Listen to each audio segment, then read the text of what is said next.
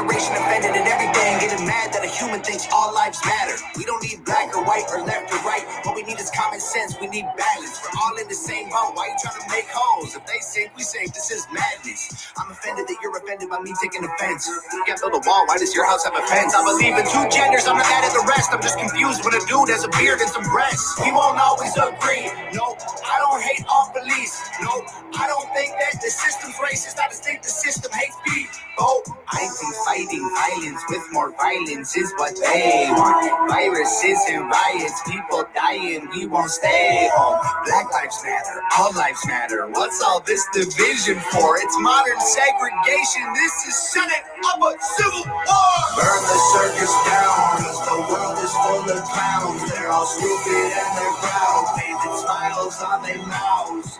I don't hang with bozos, homie, I can't be around you. Anyone who knows me knows my feet don't fit in clown shoes. When I was a child, the only races that we hated were the ones that we ran and didn't win.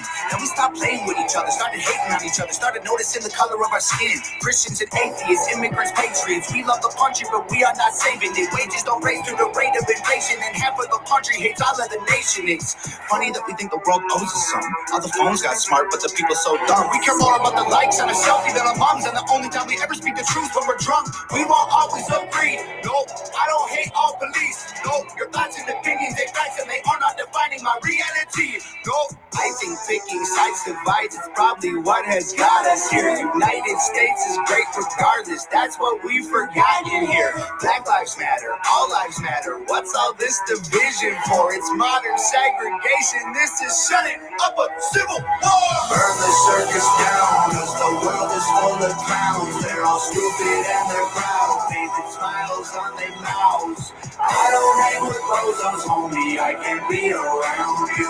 Anyone who knows me knows my feet don't fit in clown shoes. They tell you be yourself and then they judge you on the internet till everybody hates you for it. If Jesus was alive, I swear to God, they all would cancel him, cause lately being negative's the real new normal. Yeah, if you're thick, you're fat, you're rich, you're bad, you're poor, you're black, you're white, you're whack, they lie, it's facts. My generation needs a bunch of free condoms, cause common sense ain't that common. This is what they wanted, this is how they planned it. This is to control everyone on the planet. If we put each other in caskets, protest and panic, and they take advantage to manage the damage. We won't always agree. No, freedom doesn't come free. No, there was people fighting, dying overseas so that you can have freedom and be. Oh, I think the elites are real, but they ain't drinking babies' blood.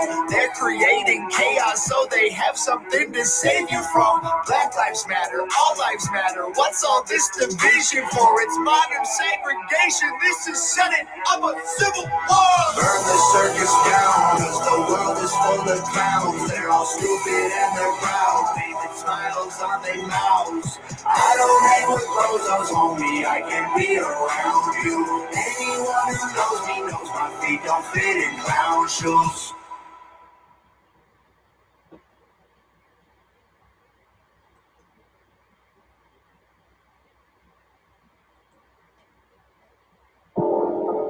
I've stayed healthy for a year and now using Whoop because I know when to back off and I know when. Hello, Thomas. I see that you're depressed. What's the problem? Is it the skeletons you're hiding deep inside your closet? Have you been reading all the names they call you in the comments? Have you been worried your haters will put you in the coffin? Are you distraught that you promised vodka was not an option? Now you're having thoughts of doing shots. Tom, you're an alcoholic. Is that true? You're upset that you can't have booze? What's the matter, Thomas? Something's got you in a bad mood. Yeah, it does. I'm anxious. Nothing calms me down like Xanax does, but I can't even relapse because the internet will laugh at us. I just need a beer or two, but it's been like a year or two. I thought you disappeared. I can't believe that I'm... Good evening, everybody, and welcome to Smack Talk Live. I'm Coach along with Lone Wolf. And Lone Wolf, a busy show, but I mean, not a lot of topics, but a busy show. For sure, yeah. We are going to talk, mostly focused on NCAA basketball because tournament technically starts tonight, but nobody, well, let's be honest, nobody cares about tonight's games. There's a few people. I mean, you know, the schools or whatever, they're fans. Yeah. That's about it. Other than that, nobody truly cares about what's going on tonight. So what we're going to do is I actually, we have a pool at my school, and we're going to fill out the Smack Talk bracket. That works. Yeah. For that. And, we'll go through there, and I'm going to lean on your expertise to try to make me 2-0 in championship competitions at the school. Oh, look at you. All right. I know. I'm already the fantasy football champion. I might as well be the NCAA basketball champion too. Yeah, go for it. Yeah, the whole thing. And then there is one thing though, Coach, before we get started on anything else. It's very important. My son said before we started that we need to talk about the latest sports on the Ocho. So if there's squirrel water skiing or dodgeball or something, we got to talk about it. All right. Well, we can do. We'll end the show with that. Okay. Okay. All right. Because that's relevant. It's relevant there. And grasp the attention of the listeners. Yeah, definitely. Yeah. And then we'll do a quick kind of recap of some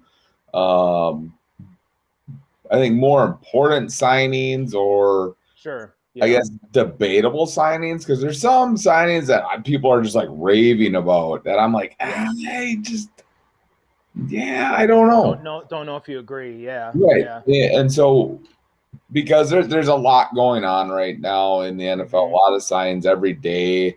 There's a glut of free agents out there because teams are just having to dump guys for the cap, and there's people getting snatched up left and right. Well, that's like, I really don't think. I think we're going to see even more signings. Yeah. After the draft, I think a lot of the guys, unless you're signed within this first week, you're not going to be signed until after the draft. Right. Because then the market has settled, and people can know what their cap space is, this and that. So, but we'll figure that out. We'll talk about that after the NCAA basketball. I do want to just start out quick.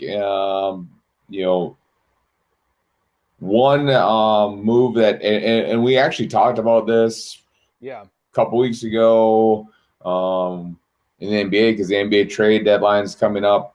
The Milwaukee Bucks acquired PJ Tucker yesterday. They traded DJ Augustine, and I don't remember who else, but there's another player involved. And then they also sent another backup player to the Phoenix Suns. So the Bucks get a much needed upgrade there. And they were able to do it, and they were able to keep Middleton on. So you now have 4 viable guys on the court for the Bucks at all times when they're starting fives out there. They got Lopez at the center position. They're going to be tough. I don't care what the Nets have. They're going to be tough. There's some pick swapping involved as well, and some moves as far as that goes. But yeah, it was DJ Augustine and DJ Wilson for Tucker and Kurucs. If I'm saying his name right, Rodions Kurucs. Yeah. So that's what they did, and then there's some pick movement as well. But I agree with you. This is something that they've been trying to do for a while.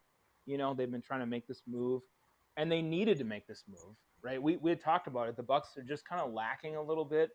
It felt like, especially defensively. So this, I think, upgrades their roster, makes them a little bit more legitimate title contender. Absolutely. And you look what they just did.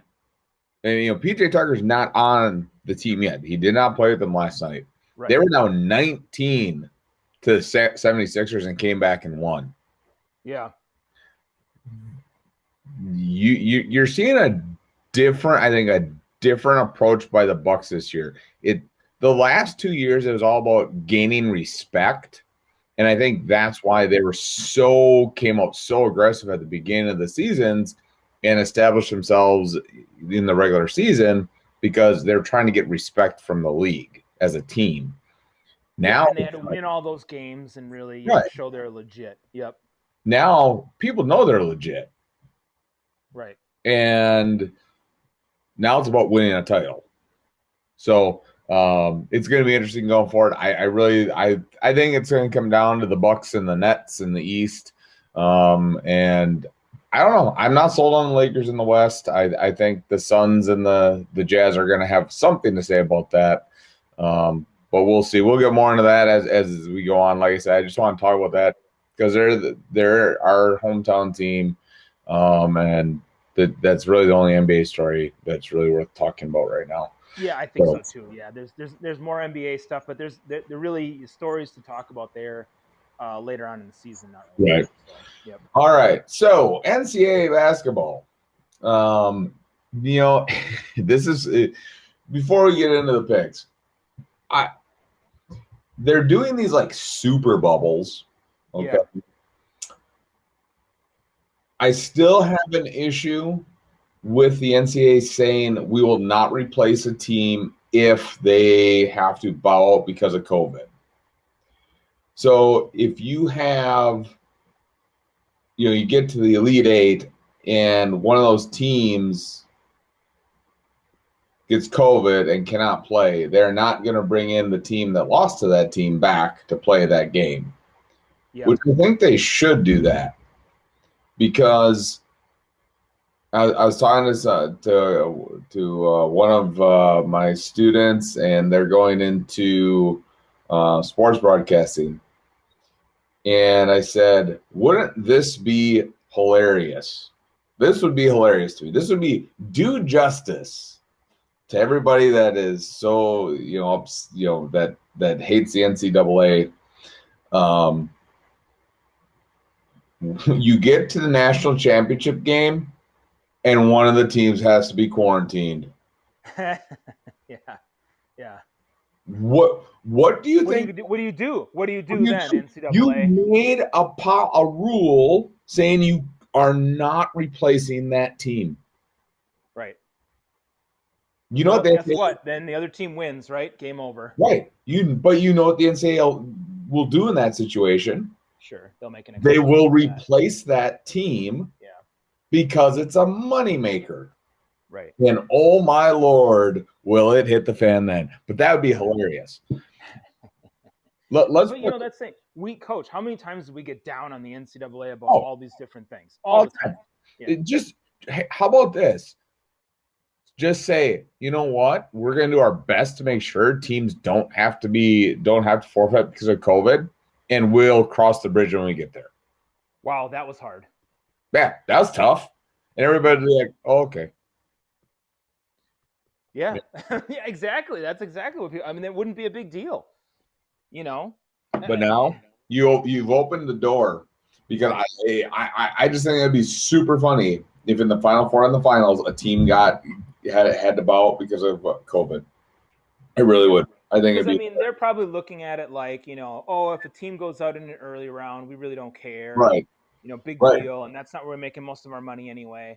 But yeah, you're right. What if this happens in one of those high-profile rounds? It's the Elite Eight. It's the Final Four. It's a championship game. Well, all of a sudden, then what are you going to do?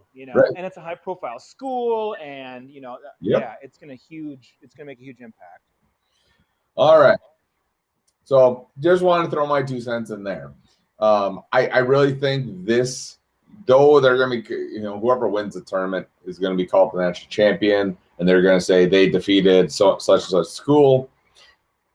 In my opinion, it is you are the national championship. You defeated COVID, because this is a marathon to keep your team in the tournament and not get sanctioned with COVID.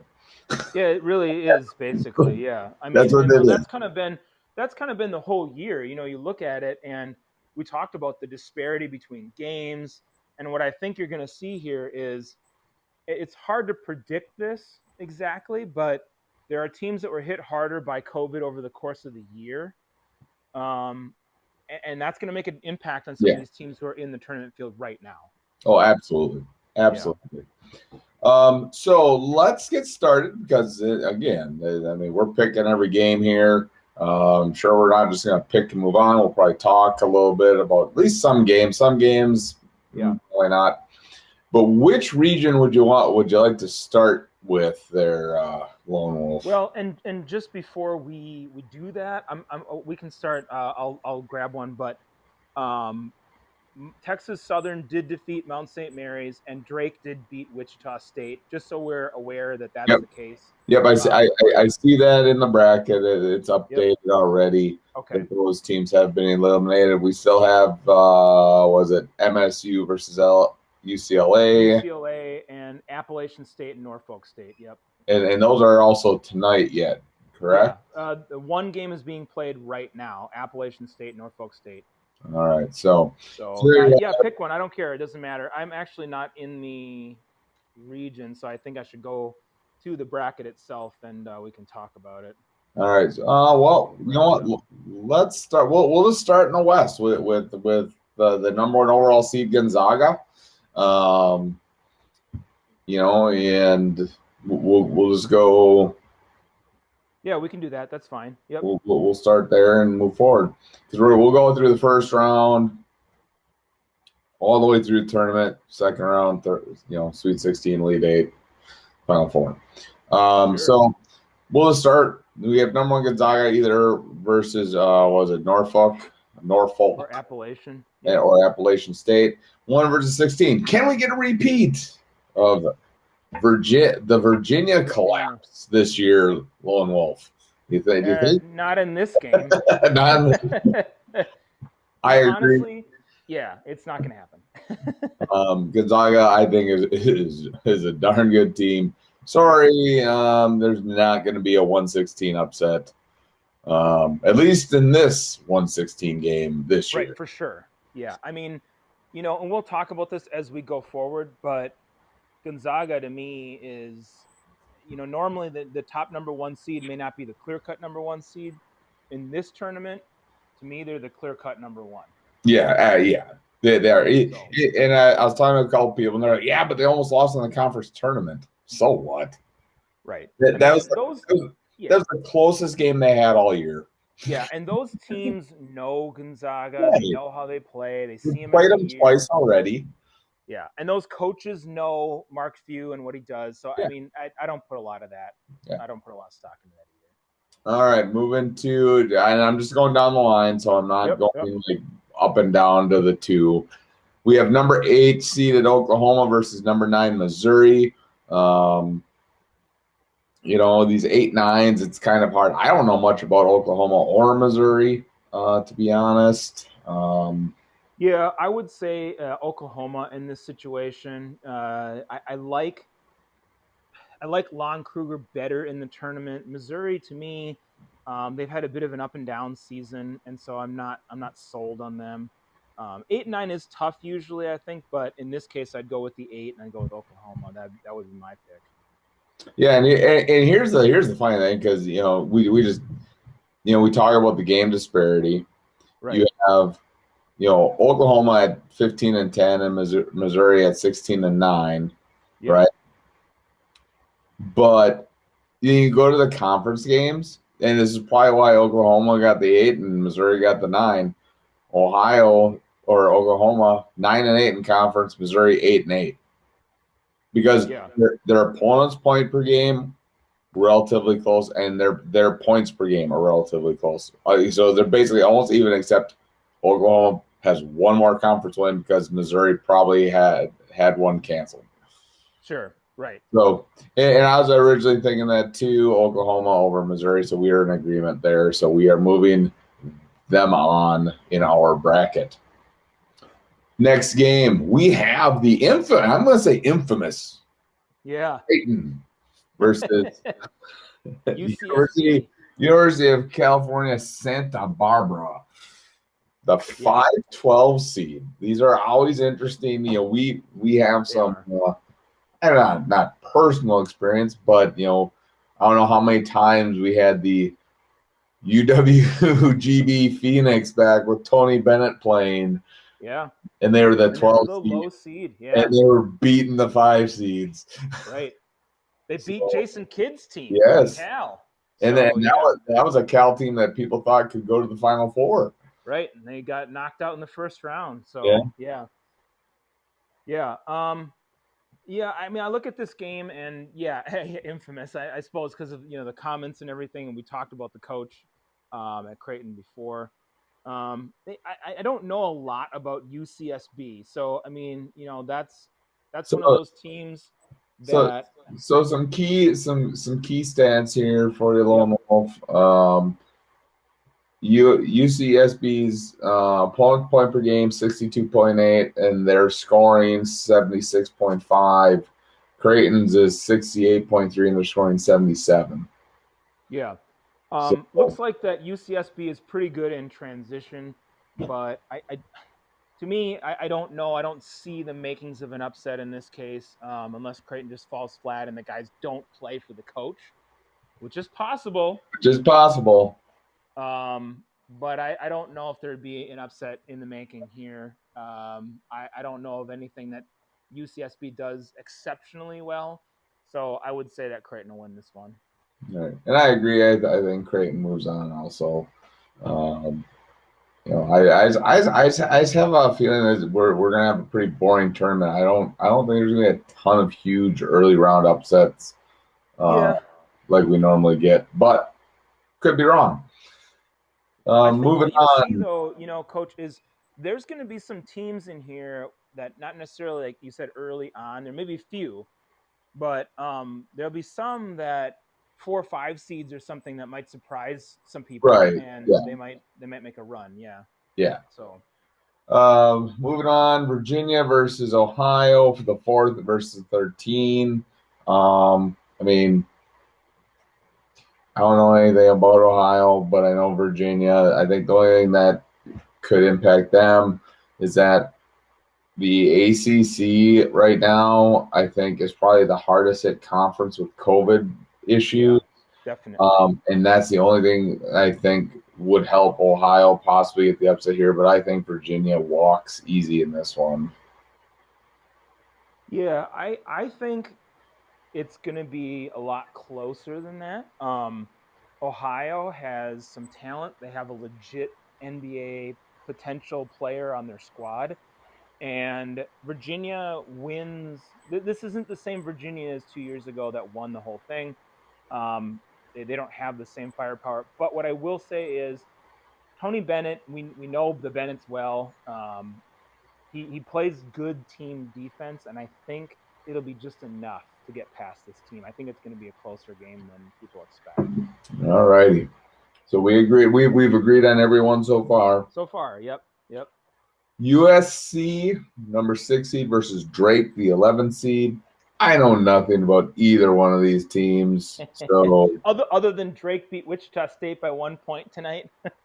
yeah, and then USC is from the Pac-12 or Yeah. Pac-10, I whatever. was going to say Pac-10, but yeah. Whatever they go all by now.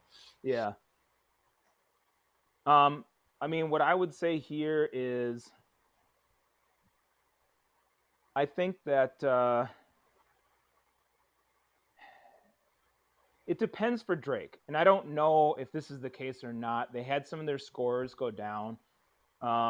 They have I don't think they have enough firepower to win, I guess is what I'm saying. Like if they had a couple guys come back, or at least one person come back for the NCAA tournament, they might.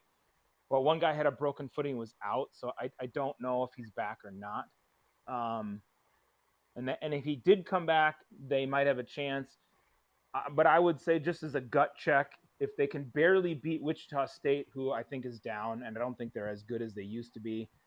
But that's kind of what happens when your coach resigns because he was verbally and physically abusing players in the middle of the season. Right. And you have to get rid of him. Your program's going to suffer. So if you can barely beat them, then I don't think that's going to work out. I think USC will win this game. All right. So we're going to go USC with that one. Yep. Go Trojans. Moving on, number 3, Kansas versus number 14, East Washington. I understand Kansas is down a little bit. They're not, the normal traditional Kansas that we've seen. But let's be honest, Eastern Washington doesn't have a chance. No. In this game, And this is a team that I mean, when's the last time Eastern Washington has been in the NCAA tournament? I don't remember. And Yeah, and the casual fan won't, and I couldn't even tell you. I'd have to look it up. So that should tell you something. Great that they made it. They've got a great player in their center, but I do not see this. Kansas walks away with this easily. all right. Number 7 seed Oregon versus VCU. Again, I don't think the Pac-12 is a really great basketball conference. Right. Besides and I don't even think Arizona is that good right now either. Ever since they had those sanctions. Right. Yeah. And VCU tends to always play well in the tournament, and Right. they're just like that little gnat that is gonna knock you out of the tournament. So this is one where I could see a possible upset. What are your thoughts here? Yeah, I agree with that. Oregon has some legit scorers, but what I like about VCU is that Shaka Smart's not the coach there anymore, obviously, but they still are very effective defensively.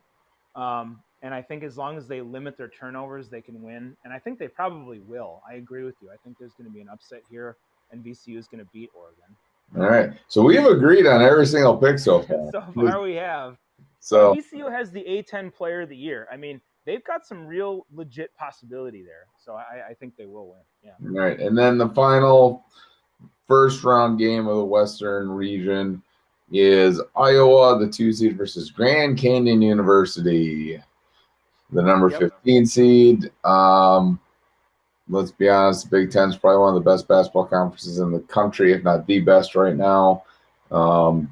If this game is within 25 points, I will be shocked.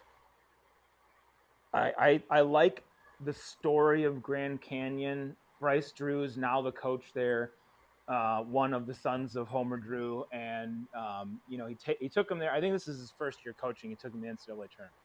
Great story. They're a good defensive team, but it won't be enough. I don't think they have enough to overcome Iowa. I think there might be a 15 that might be able to pull it off, but I don't think it's this game. Yeah, I agree. Yeah. All right. So that's first round of the West. So we have Gonzaga, Oklahoma, Creighton, Virginia, USC, Kansas, VCU, and Iowa advancing. We've agreed on every single game so far. We haven't had to make a decision for our bracket yet. Moving forward. Moving over to the South, we have the number 1 Baylor versus the number 16 seed Hartford. I don't know anything about Hartford, but I know Baylor's darn good. So I'm picking. I would pick Baylor here. Yeah, I would too. I mean, even with the way things have been going with COVID and whatever else for these teams, even if they're vulnerable, I don't think they're vulnerable enough to lose in that first round. So Baylor wins. All right, moving down to a game that is of utmost importance to us. The number 8 seed North Carolina Tar Heels versus the number 9 seed Wisconsin Badgers. Again, I'm going back to the same argument as Iowa. The Big Ten is a very tough basketball conference. Yeah. At one point, Wisconsin was ranked, 3rd in the nation? They were ranked pretty high. Yeah, pretty darn high. Obviously, one of their top players got injured for the season. They've had a lot of injuries to deal with. They're a very young team. And again, I'm not confident with the ACC right now because you just don't know about any of these teams because it just seems the ACC has totally failed with handling COVID. I think they have. I agree. Yeah, and it's made it really hard for a lot of the teams in that group. So I am leaning towards the Wisconsin Badgers. I don't know if you call it a 9 beating an 8 and out. Yeah, not really. I mean, I think it says that, but not really. Yeah. But I think the Badgers will come out on top. Yeah. I agree with that. I mean, neither one of these teams impresses me in terms of making a tournament run because the Badgers slid into the tournament after losing a bunch of games. But again, they were losing games to Illinois and Iowa and Michigan and really good teams.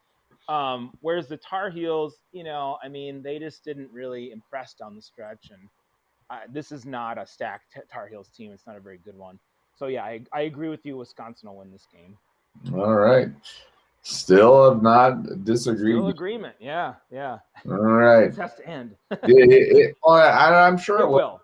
Maybe not in the first round, but it would. There will be some disagreement, and we'll have to come to a conclusion for the bracket here at some point. It could be on the next game. It could be number 5 Villanova versus number 12 Winthrop. Again, I know Villanova because they have a very rich history. Yeah, they do. But I know nothing about the current Villanova team. I know nothing about Winthrop. I know I used to take them in NCAA basketball when it was on like the PS1 and take them to the tournament and win national titles with them. So, you know, that's about it. So I'm going to defer on you on this. If I would have to just pick off the top of my head right now, I'd pick Villanova because they're the 5 seed, and I would assume that they're better than Winthrop. But again, I don't know nothing about either of these teams, so I'm deferring to you on this. I'm not going to argue with you on this because I know nothing about either one of these teams. So what I would say is that Villanova is obviously a well-coached team. You know, Jay Wright has a championship under his belt. Actually, I think they have 2 now, right? Because they ended up winning 2 out of the 3 years or something like that. Yeah. So obviously they're good. But here's the thing. So they had an injury to one of their players earlier in the year. It's a different team than it was then. It's not quite as good, I don't think. I'm really, really high on Winthrop. They have, I think, 1 loss, and I think their last loss was in January. And it's a 12 seed, but it's one of those that dominated their conference and has a really good squad. So I'm kind of leaning towards Winthrop to pull this one off because it's got a lot of leadership. They shoot the 3 ball really well. And like I said, they were first in offensive and defensive efficiency in the Big South. So I'm like, I'm thinking Winthrop. Personally, kind of going for the upset here. Yeah, and if you just look at the opponent's points per game, Villanova's at 67.1, Winthrop 66.8. But then you go points per game, you have Villanova at 75.5 and Winthrop at 79.5. So their margin of victory is double digits, and Villanova is 8. So and I mean, granted, that's different competition, but at the same time, I think it speaks to the way those teams play. And I don't know. I'm just feeling an upset in this game. All right. Well, you know what? We're gonna go with Winthrop. All right. Winthrop with the upset over Villanova. So hey, you know what? You gotta fly with it sometimes. Yeah, there's gonna be some upsets. You know, it's just gonna happen. Number 4 seeded Purdue versus North Texas. Again, I like the Big Ten schools. It's the best conference in the country. So basketball. So I would say Purdue hands down on this one. Texas might be able to give them a game in the first half, but I think Purdue pulls away. Yeah, and I mean, this is a team that I don't really know much about because they just aren't one of those that is a perennial program, you know. And so they're good defensively and everything, but I think you're right. Purdue is going to win this one, and the Big Ten is going to have a lot of schools that are going to advance. Yeah. They just are. They all play each other, but they're all just good. It's just a good basketball conference, top to bottom. Right. So. All right, moving on. Texas Tech versus Utah State. I mean, I don't. I don't know much about either one of these schools, but I know the SEC is a darn good conference, and I'm leaning towards Texas Tech in this one. I'm not sure how you feel, but I personally am kind of leaning a little bit more towards Utah State. I think the Mountain West has a couple teams that are really, really good, and this is one of them. They are tops in defense in the Mountain West, so I think that can actually win this one. Chris Beard does a nice job at Texas Tech, but I think I'm leaning more towards Utah State. So we have a disagreement here on this game. yeah. Well, you know what? Let's go Utah State. Let's go. All right, go with the upset. All right. Alrighty. Arkansas versus Colgate. I mean, it's Colgate. I brushed my teeth with Colgate. So, right. Exactly. Yeah. So, No offense to Colgate. Nice season, made it to the tournament, but yeah. The SEC, there's some different teams that you're seeing here that are more at the top again, Alabama, Arkansas, Yep. and such. But this Arkansas team is pretty good, and they're gonna blow the doors off Colgate. all right. Florida, Virginia Tech. Again, I'm not high on the ACC. Right. I think Florida wins this one. I can't. I cannot. I mean, I know we took Virginia in the first round in the other bracket, but that's the only team from the ACC that I would like put any factor in. Yeah, and it really kind of depends on matchups too. I mean, that's another thing. So they have a different matchup than this team. I think Virginia Tech had a nice story, but I agree with you 100%. I don't think this. Normally the 7-10s can be close. Right. I don't think this is going to be that close. I think Florida's going to win by a lot. All right. Then we got Ohio State versus Oral Roberts. Again, Big Ten school. I don't think that one's very close. Yeah, like I said, there's going to be one of these 15 seeds that surprises us somewhere. I don't know who that's going to be. Maybe it's Rick Pitino's team, Iona.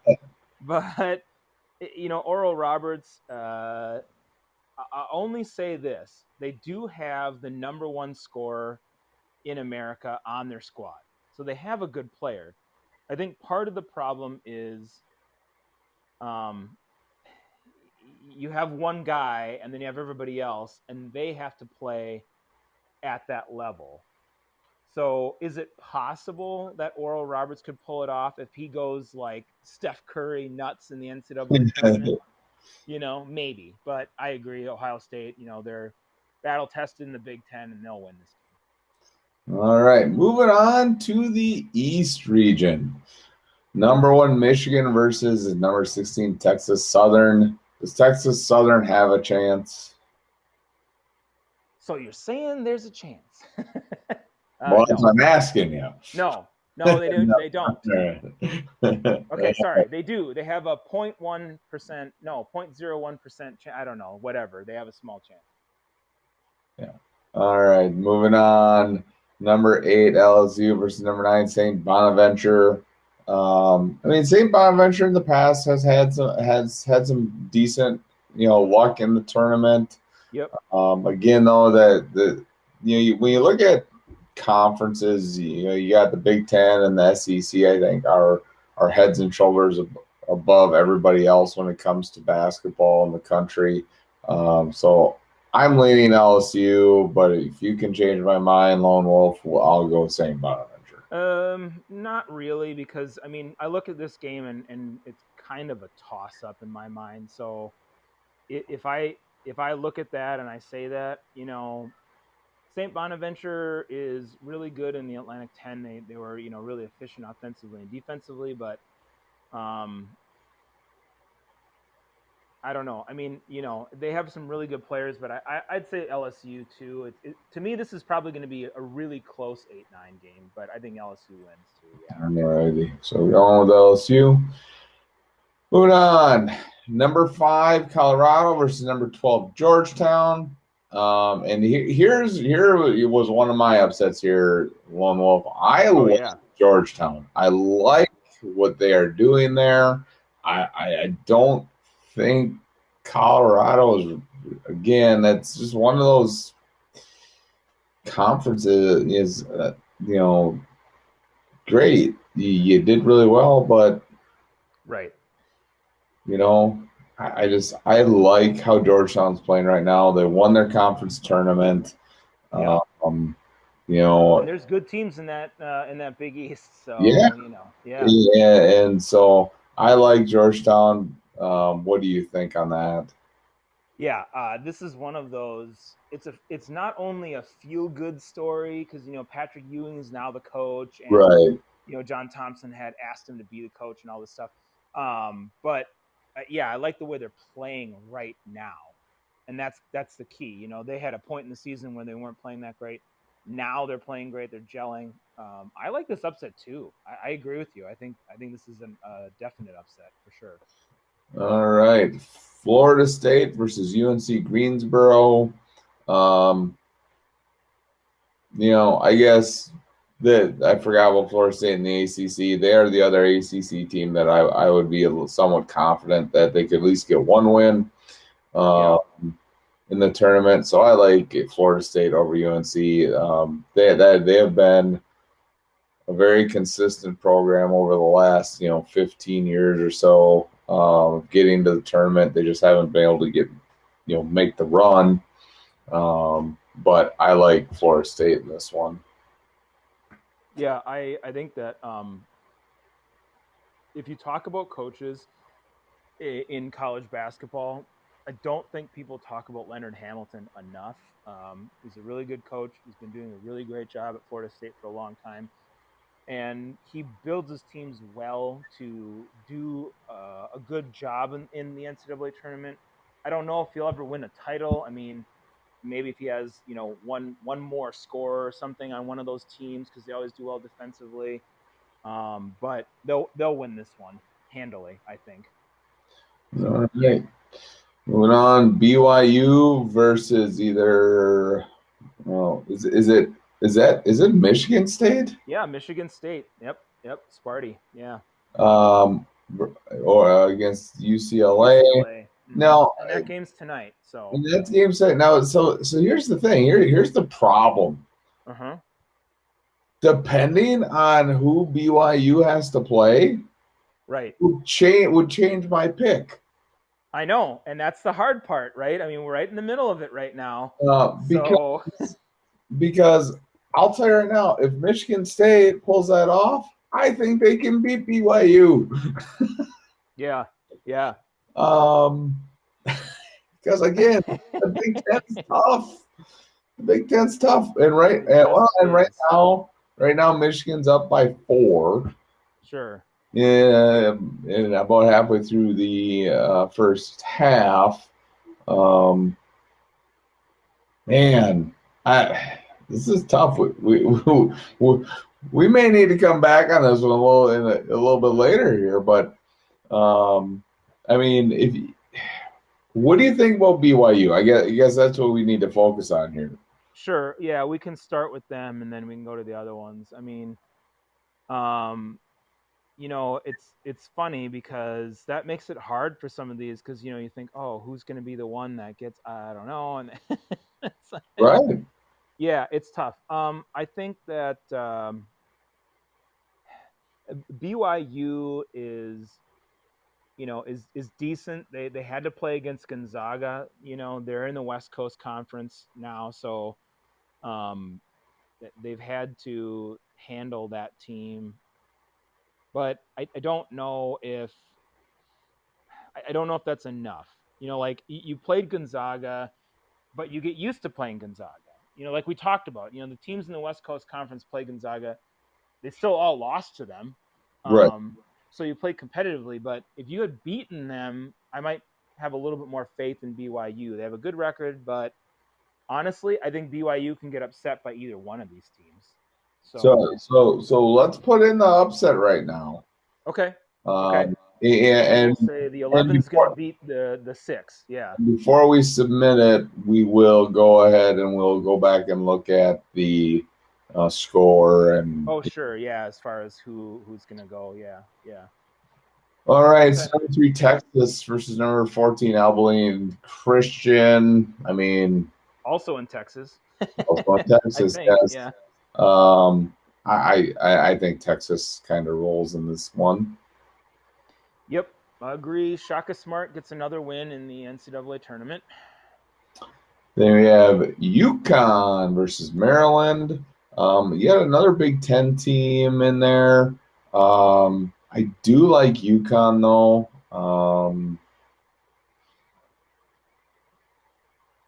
I don't know. For me, this is a kind of a toss-up. Yeah. I think it kind of depends on. For them, I think it kind of depends if they have a book night, Bo Knight. I don't know how to say his last name, but I'm just throwing out there. If he's in there, I think this is an absolute different team. So I don't know if he's going to play. If he plays, I think UConn will probably end up winning. If he doesn't play, they'll end up losing. I think really, I mean, he scores almost 20 points a game. So I mean, he's a dynamic player. So if he's out there. This is an interesting set though. So UConn 15-7 overall. Yep. Maryland 16-13. Okay, UConn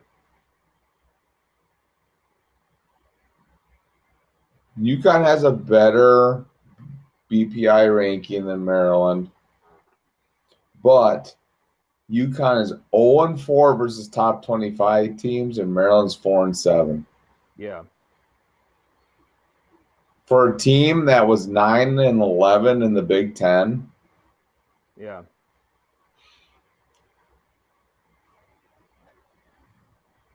Yeah. I mean, this is a tough one. It's a really hard one because I look at Maryland and they're lower in the conference, but they played in one of the best conferences. Well, okay, just look at best conference. Just look at the conference, though. Right. I mean. That's the thing. Yeah. Mm-hmm. You look at the conference standings in the Big Ten. You know what, Coach? I think when we talk about it more, the question mark for UConn, and I wonder if he's going to play or not. So I'm almost going to go with maybe the safer bet in saying Maryland because of who they've played and the conference they were in, and I don't know. I mean, I think they did beat a couple of those teams in the Big Ten, but they didn't have a lot of really good wins. But I mean, UConn doesn't really blow the doors off me either. So I kind of feel like we go with Maryland. I don't know. What do you think? Well, that's the thing. I'm just looking through, their schedule. I mean, they beat Illinois. Right. They beat Illinois. They beat Wisconsin. They beat Minnesota early in the season before the doors just fell off. They beat Purdue. You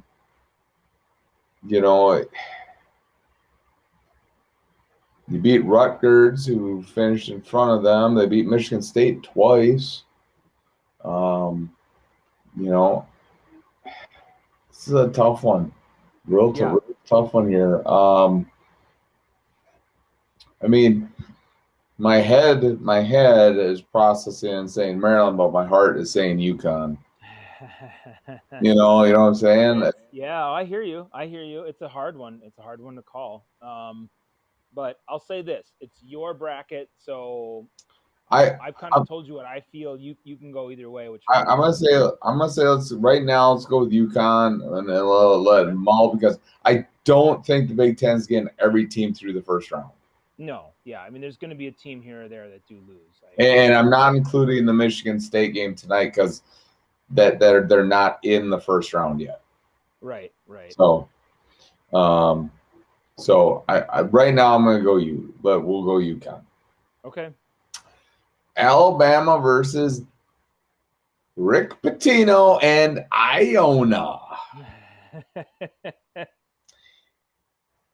I mean, great story. I like Rick Pitino, even though he got kind of smacked with the NCAA because of boosters and stuff. But you know what? He didn't sit there and make excuses about it. He took the punishment. He sat out, he and did what he needed to do. Yeah, and he's came back, and now he's back in the tournament. But I think the story ends there. Yeah. Alabama's. Yeah, I mean, I mean, they're good. Right. I think Iona wins by 15 to 20, and no, it's a good story. It's kind of like the Grand Canyon story. You got a team making it again, and Iona's been there before, but you got a team making it again. Congratulations to them. And Rick Pitino is taking 5 teams, I think, to the NCAA tournament, like a couple other coaches in the field. But no, I agree. I don't think they have quite enough. It's not quite there. Yeah. I mean, honestly, we talked about some of the 15-2 matchups that Oral Roberts one is probably going to be one of the better ones because of the scoring that they have. But, and I mean, don't get me wrong. Because of his experience in the tournament, Iona could give Alabama fits.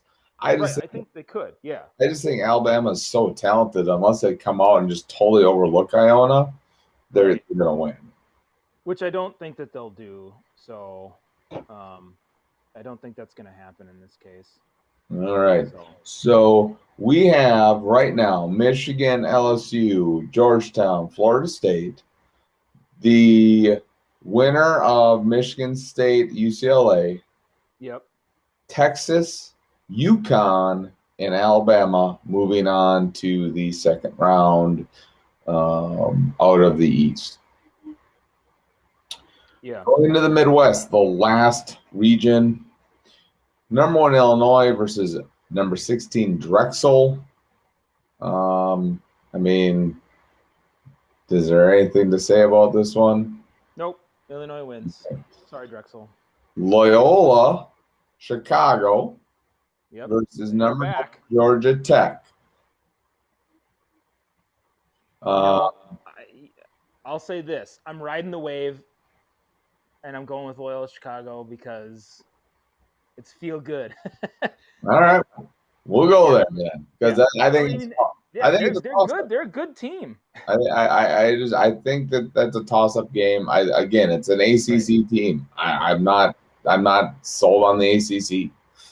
No, and here's what I like about Loyola Chicago. I mean, this is a team that made that run, a few years ago. You've got a few people on that team, that are on this team now that were on that team before, and they were freshmen or whatever. But you don't get back to the NCAA tournament like this by being bad. I mean, this is a program. So, and let's be honest, you don't get an 8 seed by being bad. No, you do not. No. So I personally think that, Georgia Tech's a nice story for getting in, but I think Loyola Chicago wins. All right. Tennessee versus Oregon State. I mean, again, SEC school. Tennessee's always kind of been a solid program. I don't know much about Oregon State. I'm leaning towards Tennessee unless you can convince me otherwise. Well, and I will not be convincing you. All right. Moving on. Moving on. Yeah. Moving on. Oklahoma State versus number 13 Liberty. Again, I don't know anything about Liberty. So unless you can convince me that there's going to be an upside here, I have Oklahoma State. Yeah. Oklahoma State will win this game. That's about it. All right. We could talk about them more, but because we do have like 4 more rounds to go through here. We do, we do. Yep. So we'll move on. Yeah, I want to give each team its due, but some of them we got to just say. But somebody just gotta go. Number 6 San Diego State versus number 11 Syracuse. I mean, I like San Diego State. I think they're I think the new Gonzaga. Yeah. Even though they have been to the tournament quite a bit. Right. But yeah. you know, Gonzaga, they're that new small school that's always good. Right. Like Gonzaga was before Gonzaga was like a top 5 school. Right.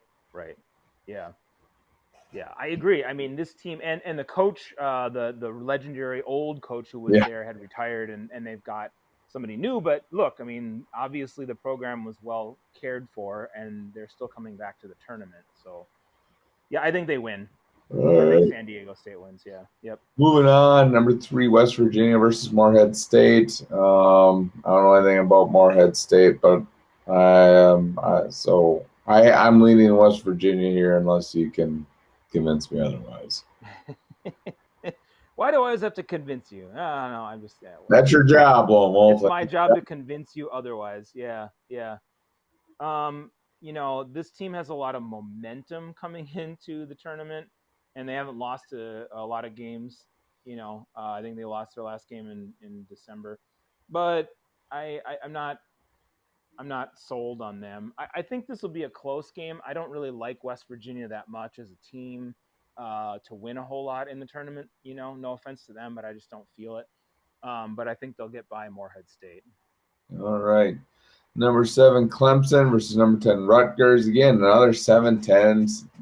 ACC Big Ten. ACC Big Ten. Rutgers, you know, around 500. They were 500 conference play.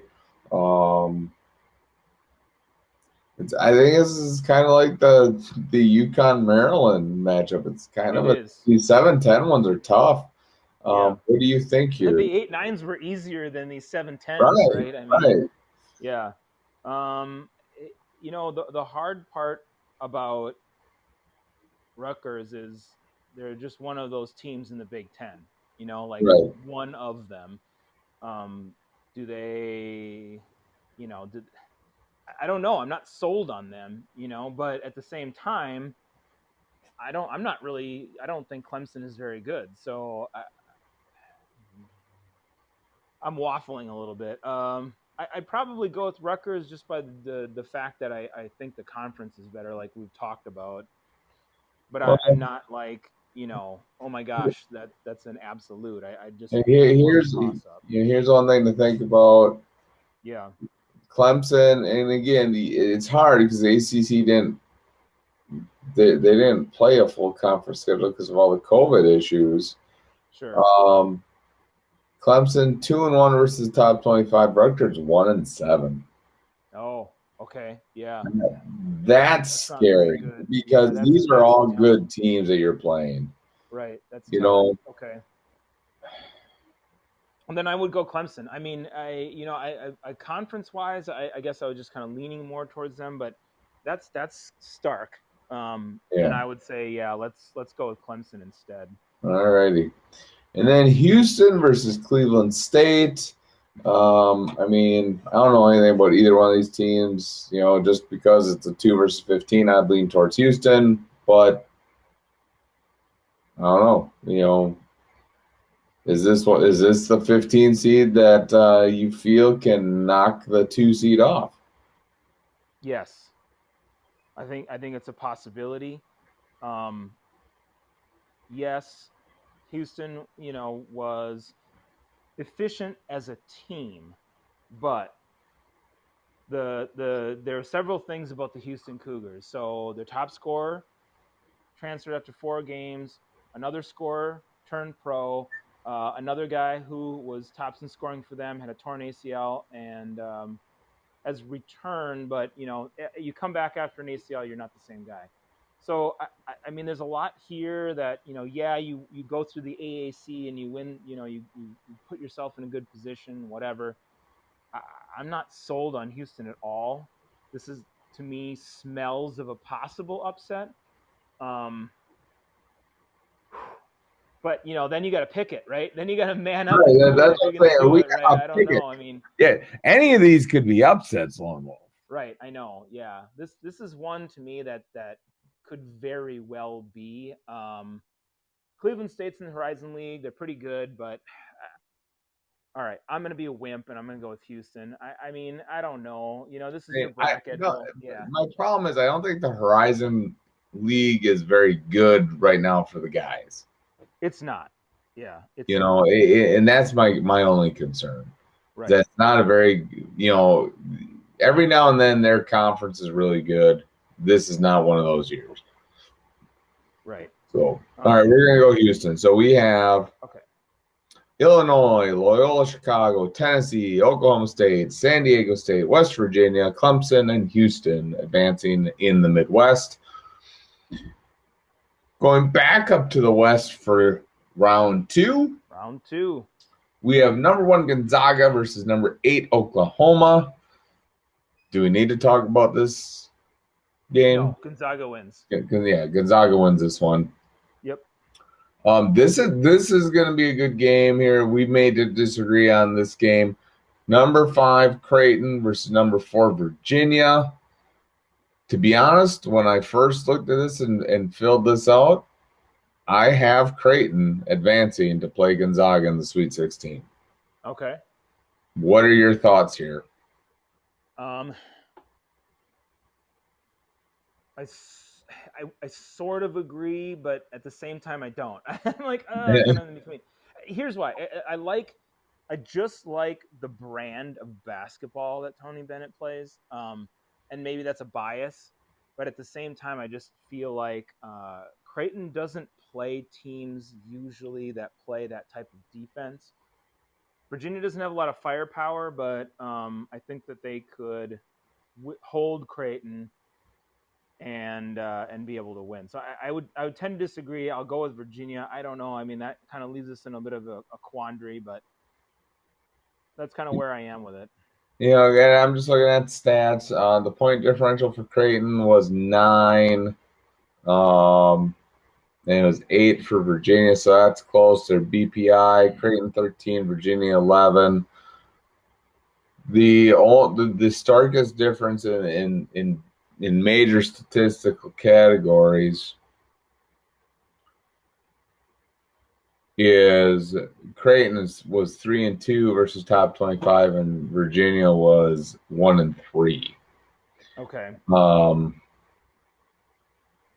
I mean, all the predictor percentages has Virginia winning. Okay. So I mean, if we're kind of caught in that toss up, I would go with the science here and the historical statistics. We'd go with Virginia. My concern is they had to pull out of the ACC tournament due to a positive COVID. Right, they did. Yep. That's kind of where I'm. That is a concern too, and so that would be a factor to consider. Where do they not even play? You know what I mean, like that. They're in the tournament, but I don't know. I mean, yeah, and we just won't know. I guess that's the real problem. Unless you can't really pick at the time. So if a squad goes down because of COVID, there goes your bracket. I mean, I think people always have these perfect brackets. This year, I think it's going to be nearly impossible to have that. If somebody comes on and has a perfect bracket, I'll be shocked. Yeah, I'd be floored. Yeah, I'll be shocked. I mean, I guess I'd say we have to go Virginia here. Okay. I do think Creighton's going to be negatively impacted because I still think the comments of the coach are still going to drag. I think that's going to linger on into the offseason. Right. So. And Tony Bennett's not a guy that would ever do something like that. So. All right, moving on. Number 6 USC versus number 3 Kansas. I mean, even though Kansas is not the Kansas that we normally used to seeing, that conference is still a quality basketball conference, I would say that they would beat USC to advance to the Sweet 16. Yeah, I think so too. It's kind of funny. It's like Kansas. Yeah, they're not the same. But I think there's a couple of things that they did late in the season to help them out, and they're like 8-1 in 9 games or something. I mean, they're Right. pretty good. But again, Kansas is one of those teams that had a positive test in the Big 12 Yeah. tournament. Yeah. So that's another thing that throws a wrench into it a little bit. How does that play out? That's all I'm saying. That's why I made Yeah. the comments at the beginning of the segment about the NCAA backing themselves in a corner with coming out and saying that teams would not be replaced if they could not play because of COVID. So we'll Yeah, see. yeah, it's going to be nuts, I think. But I agree with you. I think this is one of those where Kansas wins. All right. And then the last second round game in the West, VCU versus Iowa. Again, it's the Big Ten. Mm-hmm. I like VCU. I like how they play, but I just don't think. I mean, Iowa's good. I just don't think that they can. I think they'll give Iowa a game, but I think Iowa will win that game. Yeah. I think that Iowa is. I don't want to say they're underrated, because there's a lot of big name teams in the Right. Big Ten. So maybe they're underrated in comparison to people talking about Illinois or Michigan State or whatever. Like that's the only way I guess they're underrated. I think this is one of those I look at and I say, man, I would love to pick VCU, but I would pick Right. Iowa Right. this year too. Yeah. All right. So we have Gonzaga, Virginia, Kansas, and Iowa advancing to the Sweet 16 out of the West. Okay, so some chalk talk right there. It looks like. Yep. And then we are moving to the South. The number 1 Baylor versus the number 9 Wisconsin. I'd love to say Wisconsin has a chance here, Lone Wolf. They're going to get their doors blown off. Yeah, I agree. I mean, let's just be honest. Wisconsin's just too Jekyll and Hyde right now for me. So, moving on to number 12, Winthrop versus number 4, Purdue. This becomes intriguing now because you said you really like Winthrop. They've only, like I said, they've only lost one game, but Purdue's in the Big Ten. Yeah, that's a tough. They're one of the best conferences in the nation. They're the best conference in the nation. I'm just gonna keep saying it. I like Purdue in this matchup. Yeah, I mean, they're really solid. They are. I think they were 13-6 in the Big Ten. They've got a ton of size, and I think that's going to be the point. I would love to pick the Darling and keep going with it, but Purdue's size is just going to give Winthrop fits, I think. All right. Even though they can be able to shoot a lot of threes, but I think in the end it's going to hurt them, and yeah, Purdue will win. All right, so we got Utah State versus Arkansas, the 3 versus the 11. Arkansas the 3, Utah State the 11. Right. I'm gonna let you pick this one, Lone Wolf. Yeah. Okay. Okay. I don't know anything about either one of these schools. I think, like I said, that Arkansas is one of those that's kind of come out of not nowhere. I mean, they've built up their program. They're just one of those schools you haven't seen for a while. It's not like this isn't the Arkansas of the Bill Clinton days that won the title. But this is it's a good squad, and honestly, I think they're on a bit of a hot streak. They did lose to LSU in their conference tournament semifinals, I think. But I think I think Arkansas will win this. Will win this game. All righty. And then finally, number 7 Florida versus number 2 Ohio State. I mean, again, it's the Big Ten. I think Ohio State's going to win that one. Yeah, I think Ohio State kind of maybe even runs away with it a little bit, personally. All right. Yeah. So we have Baylor, Purdue, Ohio State, Arkansas advancing Sweet 16 there. So far, we have Chalk Talk. Jeez. We have the 1, 2, 3, 4 in both regions. Yeah, we do. Yeah, it's time to mix it up a little bit here. All right, these next two regions, you can't just do Chalk Talk. You just don't know. You just don't know. All right, so we going to the East. We have number 1 Michigan versus number 8 LSU. Again, Big Ten. Michigan, at least in my opinion, advances. They're just really good. Yeah, I mean this is a team coached by Juwan Howard, so coming back to Michigan, and I don't know, it's just it's a good team overall. So they'll win. Then we go to Georgetown, number 12 versus number 4 Florida State. I mean, I like what Georgetown's doing. I like the story with Patrick Ewing getting them back to the tournament. I do like Florida State, though. I think Florida State would win this matchup to advance. Right, I agree. Yep. All right, moving on. The winner of Michigan State UCLA versus Texas. If it's Michigan State, you just don't know because they've been so up and down this year. In Texas, is this a steady Eddie program? So, I mean, right now, because we don't know which team that would be, I'm going to go Texas. Mm-hmm.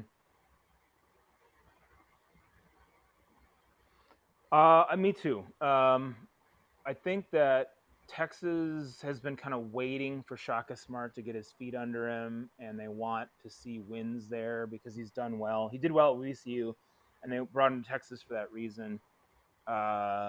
This Texas team is pretty good. So, I like the way Michigan State plays. Tom Izzo's always great in the tournament, but this isn't his best team, and I don't feel the upset here. If Michigan State is the team, I don't feel it. Right. All right, then we have number 7 UConn versus number 2 Alabama. I think Bama walks away with this one and advances. Yep. Scary, but more chalk talk. So yep. 1, 2, 3, 4 again. Again. All right. Yeah. Moving on. So we have Michigan, Florida State, Texas, Alabama. Moving on to Sweet 16 in the East. In the Midwest, we have number 1 Illinois versus number 8 Loyola Chicago. Again, Big Ten, they advance. Yeah. I don't know, man. We got to pick an upset somewhere, don't we? I like Illinois. I really do.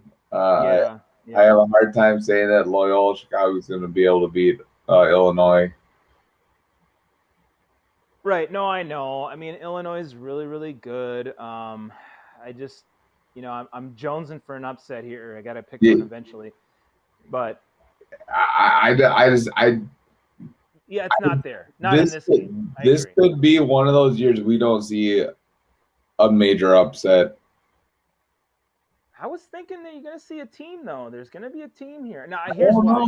Here's the thing. I'm looking at it more and more, and I'm just not seeing it right now. Here's what I'll say. What could happen is you have a COVID situation. Right. Open the door for somebody. Yeah. Right. Yeah. Exactly. And would I love to see Loyola Chicago win? Absolutely. Right. Sure. Would I love to see Georgetown win? Absolutely. Yeah. Do I see it happening? No. Right. No. Yeah. I just don't We see had it. more. We had more upsets in the first round here. So Right. Yeah. So, I mean, unless you can give me a compelling argument for Loyola Chicago versus Illinois. No, I mean I could Besides try. you're jonesing for an upset. No, I could try, Coach, but I don't think I would be able to convince you enough in this case. So no. All right. Moving on, Tennessee versus number 5 Tennessee versus number 4 Oklahoma State. Here's your upset. I like Tennessee over Oklahoma State. Yeah. I will say that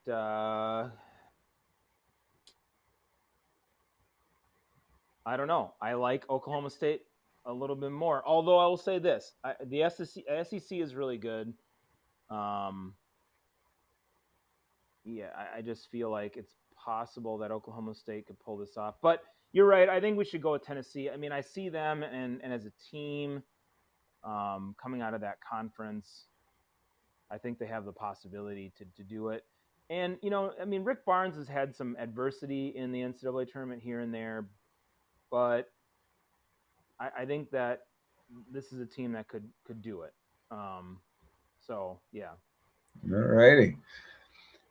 Moving on to number 6, San Diego State versus number 3, West Virginia. This could be another one here too, where you get that San Diego State upsetting the West Virginia.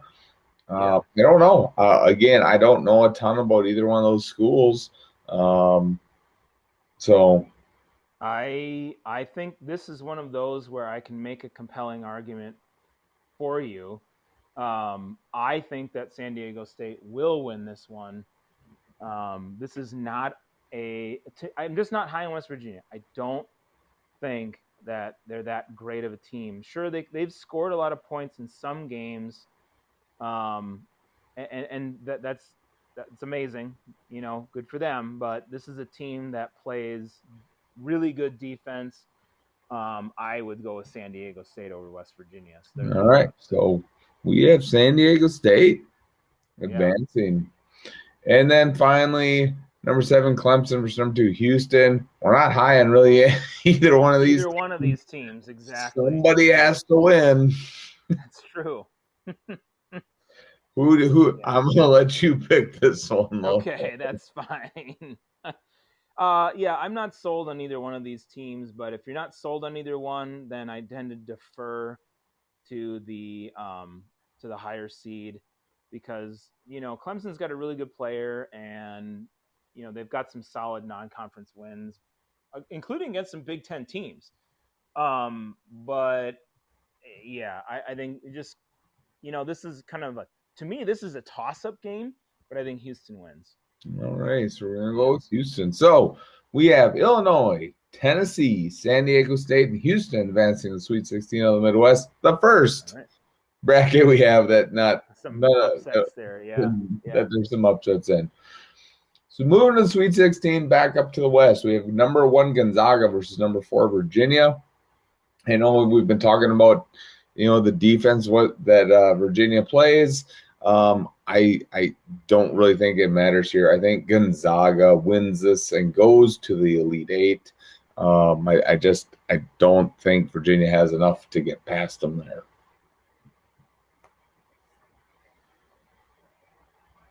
Oh, sorry, I don't mean to ignore you, Brandon. We had some comments here. Brandon had come in and asked us who the champion was, and he said Winthrop's in the Sweet 16, Ohio's in the Elite Eight, Michigan falls to LSU. Well, we're only to our Elite Eight. Yeah. So. Well, he just wrote some comments, and I think that he must have left. But sorry about that, Brandon. I missed that in the chat as we were going along. He picked Illinois to win the whole thing. So all right, hey, not a bad pick. That works. He was pretty high on Winthrop, which I was too, so that's good. But yeah, so we'll see what ends up happening there. But okay, so I had missed that in the comments there. So but I agree, Gonzaga wins this game, and it's actually not even close. All righty. Moving on then to the other Sweet 16 game, we have Kansas versus Iowa. As much as I love the Big Ten here, there's something about this. I have a feeling Kansas is going to beat Iowa. because eventually Big Ten teams are gonna fall. Yeah. It'd be unreal if you saw all Big Ten Final Four. Mm-hmm. And I don't see it. I think, I know you said, Iowa's kind of, going under the radar, and Right. not being,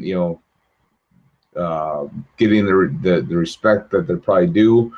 But I think Kansas is also, I think COVID has really kind of hurt them. And if they can stay COVID, in the tournament and avoid the COVID situation, like unlike the conference tournament, Mm-hmm. I think Kansas can make a run to the Elite Eight. But I am open to hear your argument if you do not agree. No, I was tossing this one around a little bit, but I like Kansas because of the way they're playing right now. As long as, yes, I agree with you. As long as they avoid the COVID bug, then they should be fine. So I would agree that Kansas will win this one. There's just something about, Bill Self used to have the monkey on his back kind of thing. Doesn't have that anymore. And I think he can do well in the tournament. Whereas Iowa just, they're a nice team, but I don't see them as a tournament title contender. All right. So out of the West in the Elite Eight, we have Gonzaga versus Kansas. Yep. Moving on to the South for the Sweet 16, we have Baylor, number 1 seed versus number 4 Purdue. Again, another Big Ten team bites the dust here. Lone Wolf. Baylor advances. I think they're that good. Yeah. I disagree. I think this is one where Baylor they score well from 3, but I think that they have issues defensively, and if Purdue can manage the game their way, they'll win this. They'll win this game. I'm just gonna say this. I'm gonna go through some stats here, Lone Wolf. So, first of all, the stat I really like the top 25. Baylor's 7-2 versus top 25. Purdue's 5-5. Okay. Points per game, so points they've each scored. Purdue 71.1, Baylor 84.4. Now I know you said, they score. Yeah. Okay. Now you brought up the defensive thing. Purdue only allowing 66.3 points per game. Right. Baylor, and you might not have known this stat, so I'm just throwing it out there, is only allowing 66.4 points per game. Okay. No, I did not know that. I thought their defense was a lot worse. That's what it is. So, I mean, I have a hard time thinking. I mean, yes, could Purdue win this game? Absolutely. Absolutely. Sure. But I just No, I hear you. I get what you're saying. I'm just not sold on them making a deep tournament run, and I have some question marks around them. And can they score? I don't think anybody's going to disagree with them being able to score. I just think that there are other areas where they fall short. So, I mean, they can win for sure. If you're high on them, then we can go with Baylor. So I'm just say we're split. We go with the predictor stats, and they all favor Baylor. Baylor, yeah. So we're gonna go with Baylor. Okay. Beating Purdue. And then we go to the number 3 seed Arkansas versus number 2 seed Ohio State. I think Ohio State wins this one. And I don't know if it's really, I know Arkansas has had a really nice year. But again, the one stat that I really, really look at is versus the top 25. Arkansas is 2-2. Ohio State's 7-4. Ohio State's tested. They are tested. I think they will win that game and move on. What are your thoughts, Lone Wolf? Yeah, I think that Ohio State has some question marks for me in terms of what they're going to do against some of these teams in the tournament, but I think this is not one of them. I don't think that Arkansas will be able to defeat them. I don't think that they have the matchup to pull this off and to take advantage of the interior defensive weakness that Ohio State I think has. So I think Ohio State wins because they are battle tested. I agree. All righty. So in the South for the Elite Eight, we have Baylor and Ohio State advancing. Yep. Moving on to the East, number 1 Michigan versus number 4 Florida State. I mean, yeah, we're Florida State fans, but let's be honest, this is where it ends. Change my mind. I mean, if there's any, I was trying to convince you of the other 1-4 matchup. If there's any 1-4 matchup though, here would be one that, the Florida State team can do well in terms of maybe defensively holding this Michigan squad down, because they always do well, and really always do well. And so, I mean, if you wanted to pick one that would be an upset and actually legitimately say it, this is a possible one here. But yeah, I tend to agree with you. I mean, I think the 1 seed will win in this case. Michigan's got. There's a reason that they're there. I like the Big Ten too. I like what they're doing. So this is a possible upset, but I think Michigan wins. All right, then we go number 3 Texas versus number 2 Alabama. Here's where I have a kind of a shocker. I like Texas in this game. So do I. I mean, I just like it. I just like them. Again, top 25. Alabama, 1-3 versus the top 25. Right. Texas, even though they don't have as good of a record, 7-6. They've played 13 games versus the top 25 and won 7 times. Yeah. I don't care if they lost 6. You beat top 25 teams 7 times. You are more tested than Alabama is. Yeah, I agree. And I think, this is the year where and I was trying to say some of this before too, as we've been talking through this. This is the year where Shaka Smart continues to break through with Texas and shows them why they brought him in as the coach.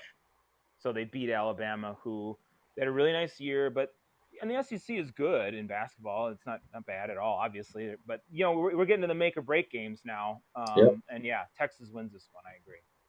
All right. So in the East, we have Michigan and Texas advancing to the Elite Eight. Moving over to the Midwest, we have number 1 Illinois versus number 5 Tennessee. Nice run by Tennessee here, but Illinois, I think, is that good, and they win. Yep. They win. And then we go down to, holy smokes! I mean, this couldn't be set up much better for a small school here. San Diego State versus Houston, and everything we're talking about here. Right. I kind of like San Diego State.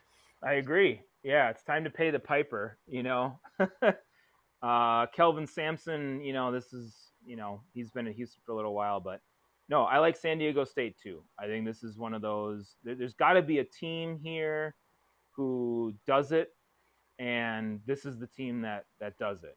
All right. So out of the ton of threes, and they're really good. Out of the Midwest, we have Illinois and San Diego State. All right. Moving on to the Elite Eight.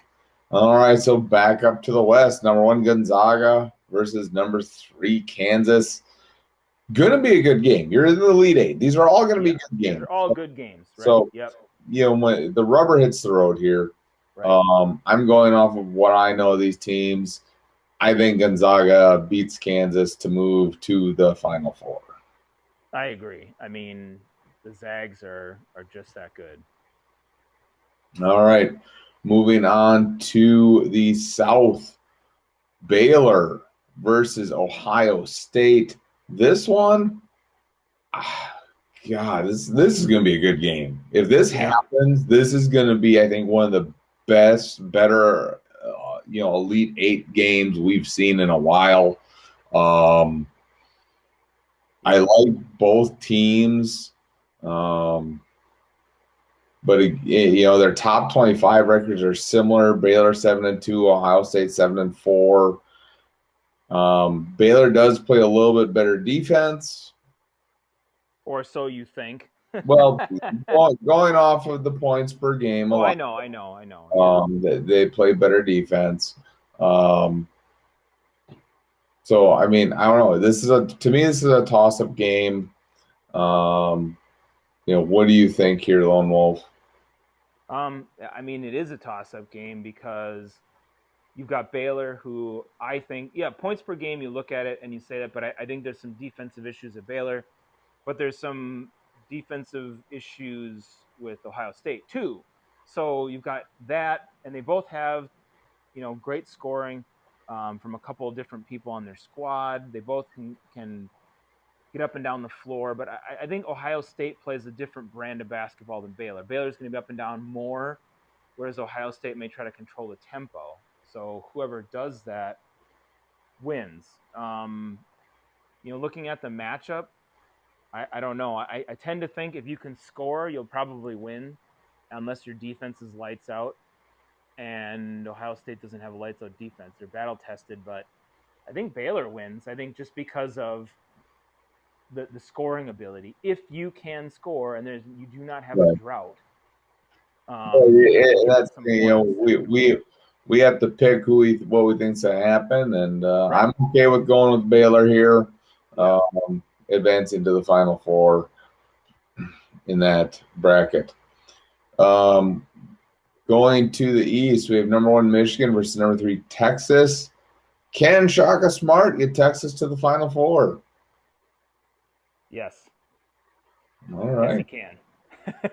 All right, we are going to go with Texas. I like Michigan. I like the Big Ten teams. I don't like some of the way that Michigan reacts in close, tight games. I think they tend to get really emotional and kind of lose their cool a little bit.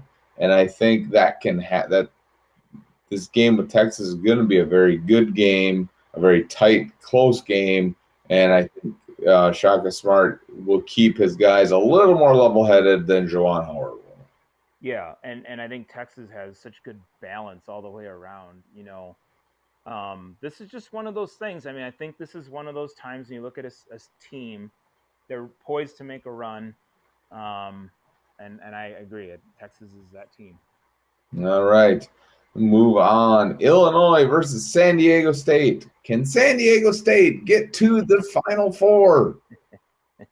This is where the dream run ends for the Aztecs of San Diego State. So, all right. So Illinois, sorry guys, but Illinois, the Fighting Illini, move on. So our Final Four: Gonzaga versus Texas, Baylor versus Illinois. 3 out of the 4 1 seeds in the Final Four. There. Yeah, not quite too bad, but yeah, we had a few upsets here.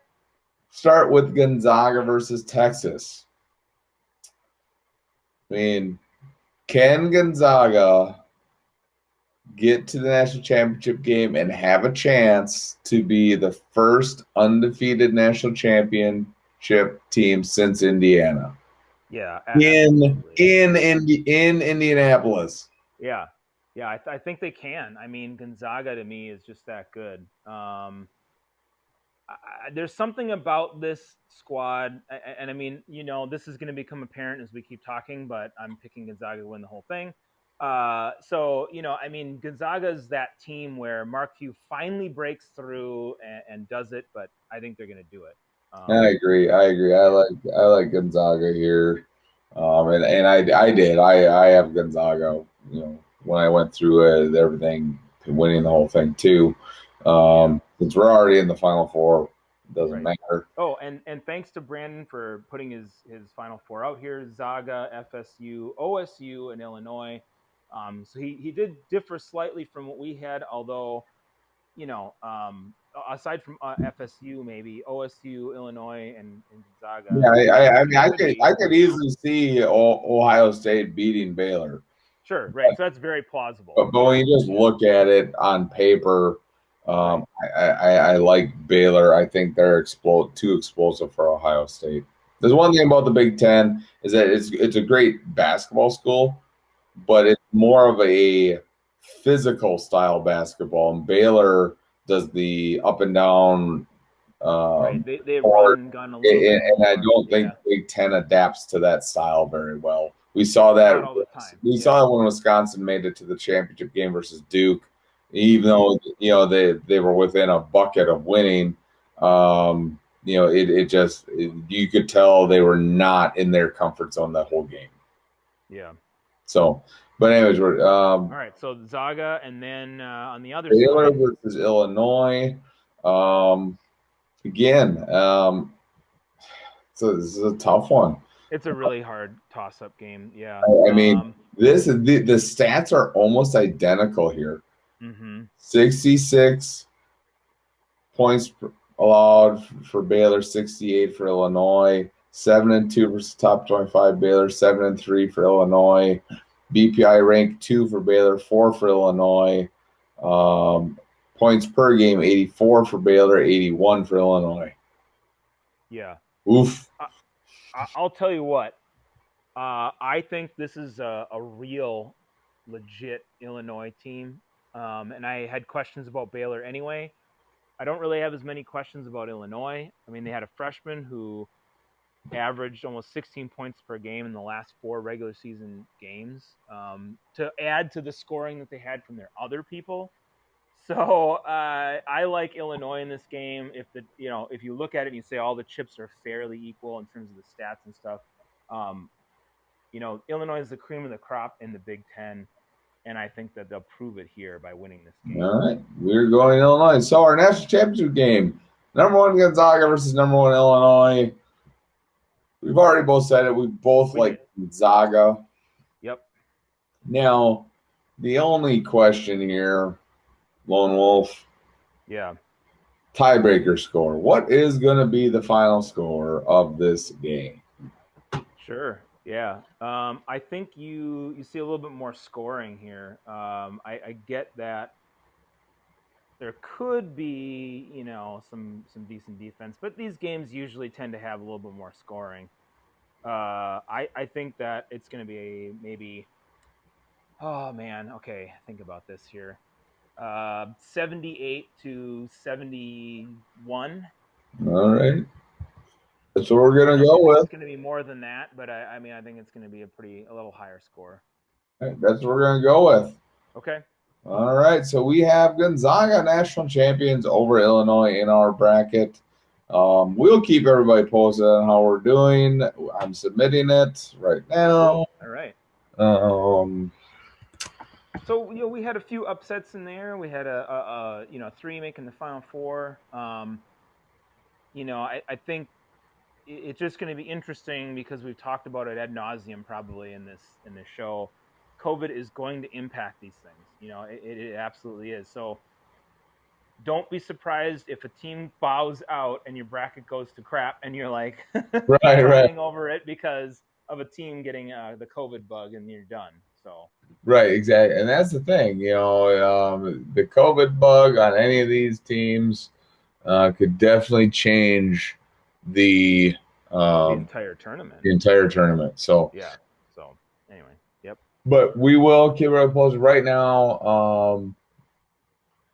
So update: Michigan State is leading UCLA by 3, 48-45 with 15 minutes left in the second half. So, yeah.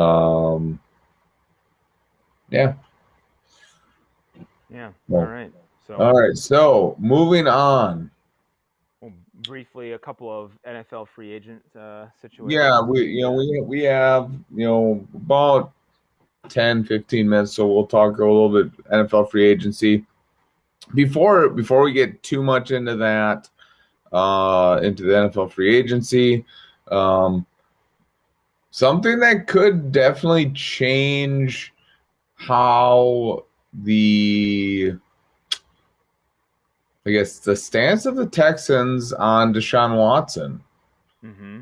He has now been accused of sexual assault in 3 different lawsuits. Basically, what has happened is masseuses or masseurs or whoever, individuals that work at massage parlors, have filed civil suits against Watson for inappropriate sexual contact Okay.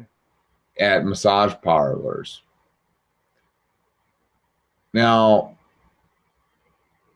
obviously, we don't know if this is true. Right. Yeah. They're just, he's being accused of this.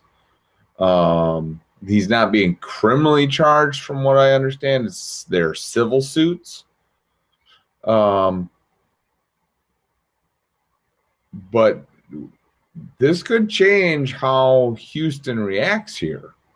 Mm-hmm. Because if this is going to be something that may linger and kind of blow up, they might say, yeah, we need to move him.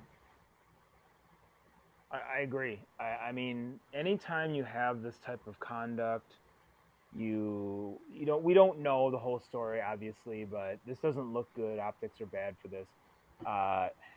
It might be something where they say, okay, we're willing to unload him, and then what is the price for something like that? Before it was clear. Now it becomes a little more murky. A team would take a guy like him anyway, regardless. Right. But what are they going to pay for him? People aren't going to be shelling out what Houston was thinking before, and they'll still give a good price for it. But you're also taking a chance on a guy who is dealing with some legal battles, and these things don't really go away that quickly. So you might get a guy who ends up getting slammed with something, and then has to sit out for part of the season or something. So Right. But maybe you think long term, right? And you're going to get him again. So. Right. So, that's just an interesting thing that to watch here as we move on. Just going through, the signings. I mean, there's nothing. I mean, not that it matters, Coach, because they signed Tyrod Taylor to a deal. Right. Yeah.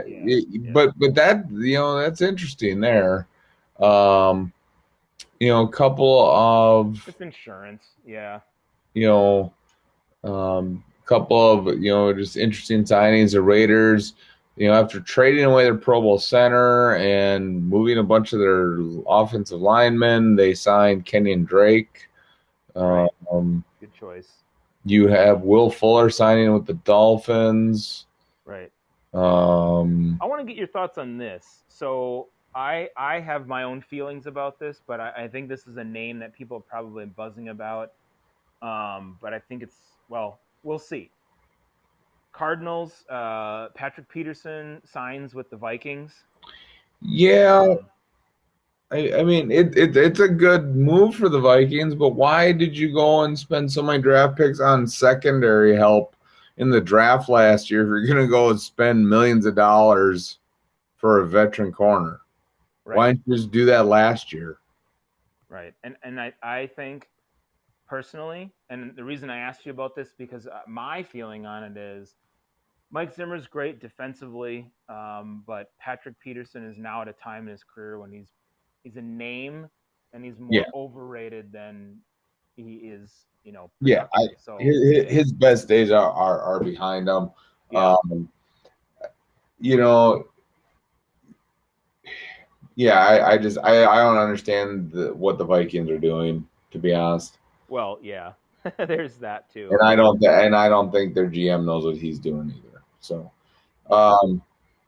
you had Hunter Henry sign with the Patriots, and then the Chargers.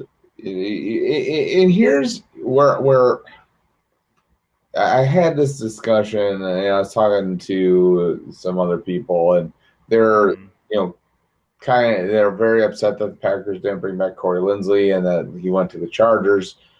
Well, it was a 5-year deal, and I think he averages like around 12 million a year.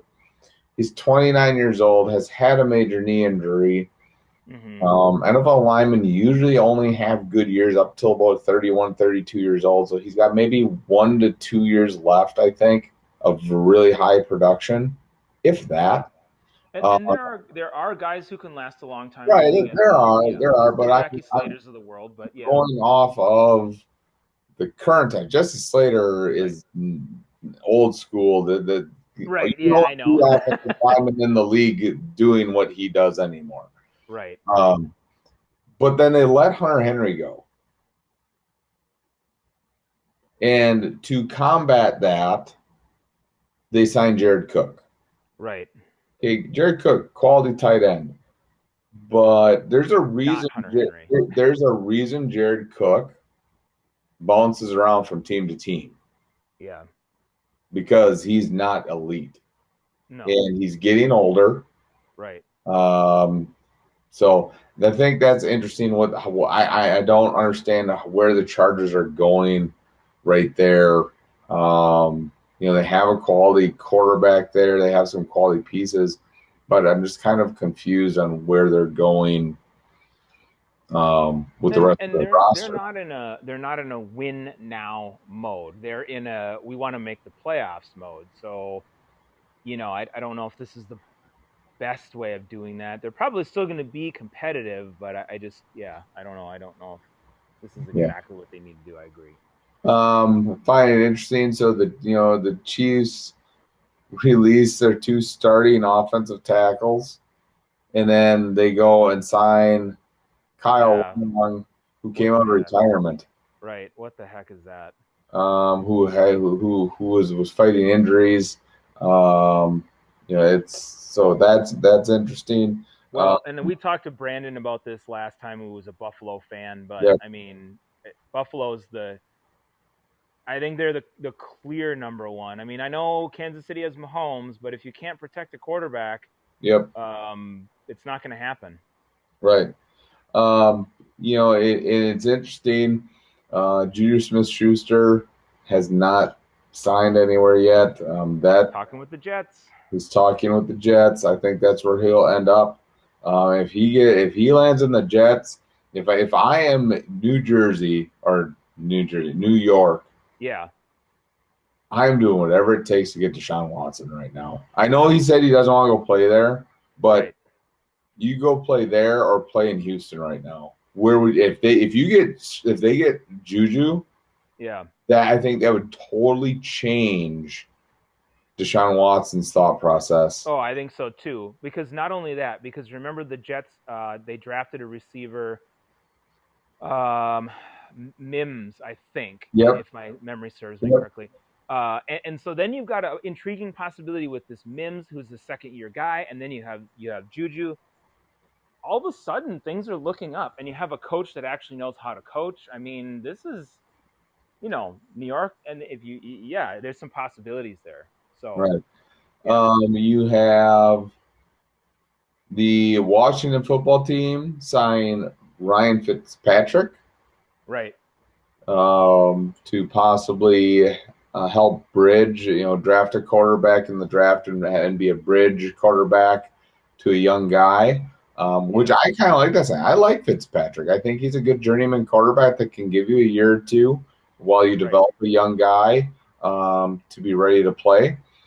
But then you go on the other flip side, and you have the Bears failing at convincing Seattle to give them Russell Wilson when the rumor is they offered him 3 first-round draft picks and 2 starters. Seattle still said no. How bad is that? So what do? They go from Russell Wilson to Andy Dalton. Yeah, I saw they signed Andy Dalton. They signed Andy Dalton. All I have to say is Chicago.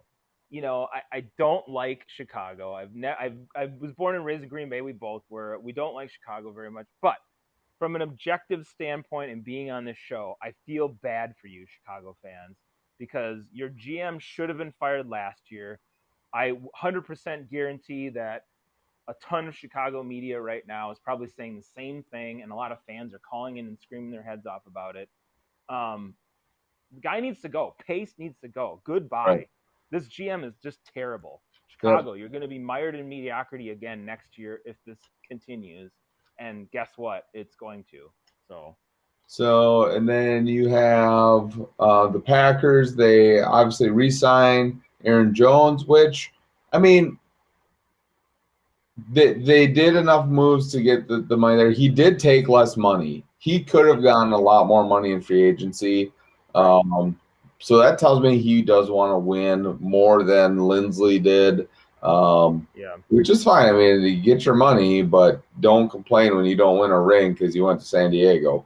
Well, LA, but yeah. Or LA, San Diego, whatever. Yeah, whatever. Yeah. And then the Packers also God, what's the word? I can't think of the word. Franchise tag?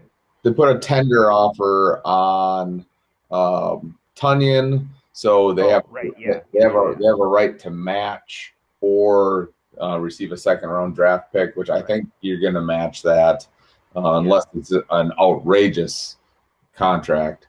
And they restructured Darius and they let Kirksey go, and that was nothing surprising there. Restructured, some contracts, and I don't think that's the end of it. I think now once this first wave happens, they will reshuffle some more contract money and extend some guys, and be able to pick up some free agents. They haven't really been too active in the free agency market yet, which is fine. I'm okay with them waiting to the second wave because there's plenty of guys out there. There's going to be quality guys out there to pick up, so not a big deal. Interesting here. The Lions seem to be the same old Lions. Yep. They have some quality running backs on their roster already. So what do? They go and sign Jamal Williams from the Packers. Right. I looked at that and it came up on my phone as he went to an NFC North rival, and I'm like, oh, I bet you $100 to myself he signed with the Lions, and lo and behold, he signed with the Lions. But now that wasn't the only signing the Lions made of the Packers. They also signed backup quarterback Tim Boyles. I don't even know. I mean, I was talking about Chicago. Like, Chicago actually has a chance. They have a roster with some players that are halfway decent. I don't even know what Detroit is really doing. Neither do I. This team could be. You said it. I don't know. This could be the worst team in football. They're just going to be awful. Right. Who's your starter at running back? I mean, what do you DeAndre Swift, I guess, but yeah. I mean, they're going to be bad. I don't know. But guess what? Boyles is going to play next year because Goff will get hurt. Right. So, other than that, I mean, there's been a lot of signings. So again, we're not going to go through every single signing we're here. Not going to go through every single because we're running up against the clock. We have about 7 minutes left before we're done. Just want to get your thoughts. The Cardinals sign AJ Green to a 1-year contract, and people are going goo goo gaga over the Cardinals offense now. You signed a very old wide receiver. Right. I guess they didn't have enough old wide receivers there. You have mediocre running backs. People are talking like Redmond or Edmonds, whoever the quarterback is like this stud running back. Yeah. I don't see it. That, to me, they're still the third best team in that division. Yeah, I mean, AJ Green, granted, he had some injuries and what have you with Cincinnati, but this is not AJ Green of old anymore. I mean, you just don't have no. It doesn't work. I mean, he's a stud. Don't get me wrong. Thank you very much. AJ Green, great, but I'm not going gaga over this signing either. Absolutely not. All right.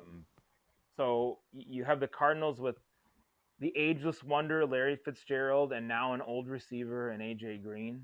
I mean, I don't really think this makes them superb offensively. Right. All right. And so the final thing to toggle here before we end the show, we do want to congratulate Drew Brees on a career. He announced officially that he is retiring from the NFL. So he is done. Yep, congrats to him. Great player. Sorry, Saints fans, get the Aints signs ready again. You are now officially the Aints again. Yeah, you're bad. Good luck, because they've come out and said either Taysom Hill or Jameis Winston will be the starting quarterback next year. Which, God. Good luck. Good luck. Barf. So, yeah.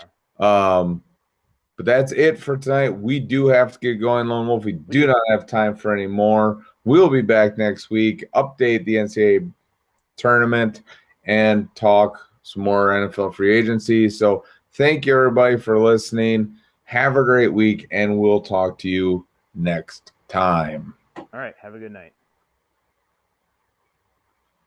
I'm still here with you.